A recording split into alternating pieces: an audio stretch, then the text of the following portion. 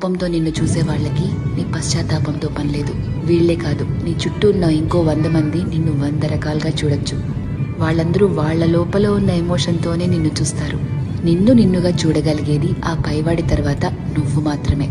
ఎప్పుడైతే నువ్వు నీలో ఉన్న తప్పులు ఒప్పులు, మంచి చెడు, నీలో కోపాలు, నువ్వు చేసే మోసాలు, నీలో మార్పులు, నువ్వు పడే పశ్చాత్తాపాలు, నీ చుట్టూ బాధ్యతలు, నీ ఆశలు, వాటికై నీ కష్టాలు, దేవుడిచ్చిన లోపాలు, నీ ప్రయత్నాలు, ఇలా ఎదుటి వాళ్ళని జడ్జ్ చేయడానికి మనం వెతుకుతూ ఉంటామే, వాటన్నిటి ద్వారా నిన్ను నువ్వు చూసుకోగలిగితే ఎలా అన్బయాస్డ్ గా, లాయర్లా కాదు జడ్జి లాగా, అప్పుడు నువ్వేంటో నీకు అర్థమవుతుంది కదా.